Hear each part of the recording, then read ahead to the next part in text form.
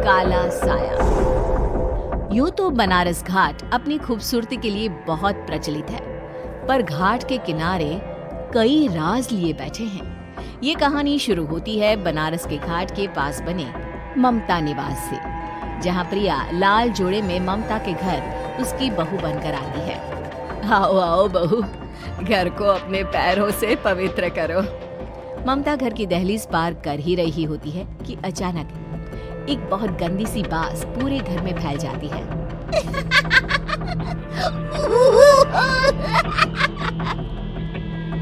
ये बदबू और ये आवाजें, ये कौन हंस रहा है माँ? अब ये पड़ोसी ना हमारे थोड़े अलग से है।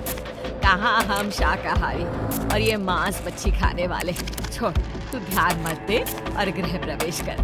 और हाँ बहू, अपनी सास की एक बात हमेशा याद रखना, इन पड़ोसियों से तो कभी बात नहीं करेगी। अच्छे लोग नहीं है ये। अपनी सास की ये बात मानेगी ना बेटा? हाँ माँ, जो आपकी मर्जी, मैं उनसे बात नहीं करूँगी। अगले दिन प्रिया अपनी पहली रसोई बनाने रसोई घर में जाती है।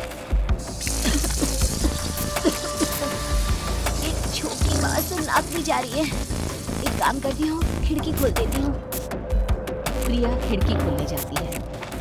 इतनी जाली, लगता है इस खिड़की को कभी खोला ही नहीं गया। पर ऐसा क्यों? ओह, नॉन वेज की स्मेल आती होगी ना। 2 मिनट के लिए खोल लेती हूँ, फिर बंद कर दूंगी। प्रिया खिड़की खोलती है। खिड़की खोलते ही उसकी नजर सामने वाले घर की खिड़की पर पड़ती है, जहाँ एक लड़की खड़ी होती है। हाथों में मेहंदी, लाल रंग की साड़ी, बिल्कुल सजी धजी, मानो प्रिया की तरह ही वो भी नई नवेली बहू है। वो प्रिया को देखकर मुस्कुराती है। हे भगवान, माँ ने तो इनसे बात करने को मना किया था। प्रिया फौरन ही खिड़की बंद कर देती है और तवे पर चढ़े रोटी की ओर देखने लगती है, पर वहाँ रोटी न होकर मछली पड़ी होती है। ये क्या? पहली ही रसोई में इतनी बड़ी गलती।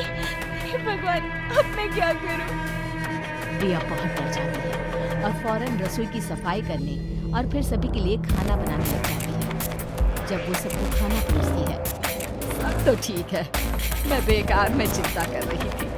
हे भगवान, ऐसे ही बस अपनी कृपा बनाए रखना। रात के बाद जब सब सो रहे होते हैं, तब प्रिया को पायल की आवाज सुनाई देती है, जिससे उसकी आंख खुल जाती है। ये पायल की आवाज कहाँ से आ रही है? प्रिया उठकर उस आवाज के पीछे छत की सीढ़ियों तक जाती है। तभी उसे बच्चे के रोने की आवाज आती है। प्रिया छत पर जाती है तो क्या देखती है? वही लाल साड़ी वाली लड़की अपनी गोद में एक नवजात बच्चे को घुमा घुमा कर सुला रही है। तभी प्रिया की नजर उसके पेट पर पड़ती है। ओह गॉड, ये तो प्रेग्नेंट भी है। सुनिए, बच्चा सो नहीं रहा है क्या? मैं कुछ मदद करूं? नहीं नहीं, आपके घर वालों को अच्छा नहीं लगेगा, मैं संभाल लूंगी। स्नेहा की गोद से बच्चा हाथ मारकर प्रिया की गोद में आने को छटपटाने लगता है। दोनों घर अगल बगल में बने होने के कारण प्रिया उस बच्चे को गोद में ले लेती है। प्रिया के पास आते ही वो सो जाता है। बच्चे का वो स्पर्श रात भर प्रिया भूल नहीं पाती और अगली सुबह वो छत पर कपड़े सुखा रही होती है। तभी उसे एक औरत इशारा करके बुलाती है। स्नेहा कह रही थी बाबू तुम्हारी गोद में आते ही सो गया। मैं गौरी, स्नेहा की माँ हूँ। बहू, घर आना, बाबू को खिला भी लेना। शाम को जब घर पर कोई नहीं रहता, बच्चे से मिलने के लिए प्रिया छिपकर अपनी पड़ोसन के घर चली जाती है और कुछ देर बच्चे को खिलाकर वापस लौट आती है। इसके कुछ दिन बाद ही प्रिया को पता चलता है कि वो माँ बनने वाली है। ममता की खुशी का ठिकाना नहीं रहता।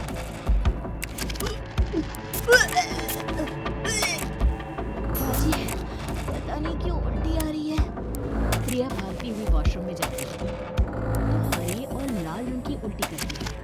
उस उल्टी में से कीड़े निकलते हैं। ये क्या? फूल और ये कीड़े।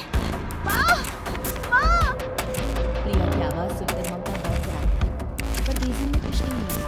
प्रिया हक्की बक्की रह जाती है। ये सब क्या हो रहा है? प्रिया थक जाती है और अपने कमरे में जाकर सो जाती है। डर के कारण वो इतनी थक जाती है कि उसकी आँख लग जाती है। तब उसे ऐसा लगता है उसके पेट पर मानो कोई बैठा हुआ हो। कौन हो? प्रिया के पेट पर एक 5 महीने की बच्ची बैठी हुई थी, जो बुरी तरह जली हुई थी। माँ, तुम ही मुझे मुझे लाई ना अपने पेट में। मैं तुम्हारी माँ नहीं हूँ। कौन हो तुम? माँ, देखो मैं चल गई बुरी तरह से। 6 महीने पेट में रहने को भी मुझे नहीं मिला। सहला दो ना माँ। बचाओ, बचाओ, माँ। ममता दौड़कर कमरे में आती है। प्रिया की बातें सुनकर वो सब समझ जाती है। तू कहीं बगल वाले घर में तो नहीं जाकर आई ना बहू? मुझे माफ कर दो, मैं गई थी माँ। उस घर में सब मरे हुए हैं बहू। कई साल पहले स्नेहा उस घर में बहू बनकर आई थी। कुछ ही दिन में वो एक बच्चे को जन्म देने वाली थी। पूरा घर बच्चे के आने की खुशी में खोया था। एक दिन अचानक उस घर में आग लग गई। सब बुरी तरह जलकर मर गए। गौरी आज भी दादी बनने का इंतजार कर रही है और इसीलिए स्नेहा ने अपना अजन्मा बच्चा तुम्हारी कोख में डाल दिया। ममता ये कह रही होती है कि पीछे से उसके पैरों को एक बच्चा पकड़ लेता है। दादी, दादी। माँ, स्नेहा की गोद में यही बच्चा था। ये बच्चा कौन है फिर? तेरी मौत है। तेरी भी दादी। जिस चीज का ममता को डर था वही हो गया। ममता निवास के ऊपर मौत ने चादर बिछा दी थी। प्रिया का पेट ऐसे ही बढ़ जाता है मानो 9 महीने का हो। 2 हाथ उसके पेट से बाहर निकलते हैं। बहू, संतोष को फोन कर, किसी पंडित जी को बुला बहू। प्रिया का पति भागता हुआ घर आता है। ये तो होना ही था माँ। तेरा बाप तेरे सामने आ गया तो तू सह नहीं पा रही है। स्नेहा घर में आग लगी नहीं थी, माँ ने लगाई थी प्रॉपर्टी की लालच में। और वो बच्चा मेरी पहली पत्नी का बच्चा है, मेरा बेटा, जो कि उस आग की चपेट का शिकार हो गया था। मैंने तुमसे ये सब माँ के कहने पर छुपाया था। मुझे माफ कर दो प्रिया।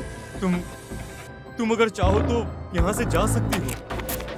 मैं तुम्हें किसी भी बंधन में रखना नहीं चाहता। मेरी शादी हुई है आपसे, मैं आपको छोड़ नहीं सकती, पर उससे पहले हमें स्नेहा, उसकी माँ और बच्चे की आत्मा की शांति करवानी होगी। संतोष और ममता गौरी के घर जाते हैं। अंदर सब कुछ जला हुआ होता है। जमीन पर जली हुई लाशें बिखरी हुई थी। ममता रो रो कर अपने करने की माफी गौरी से मांगती है। प्रिया स्नेहा के घर वालों का अंतिम संस्कार करवा देती है और ममता निवास फिर से आत्माओं के साए से मुक्त हो जाता है।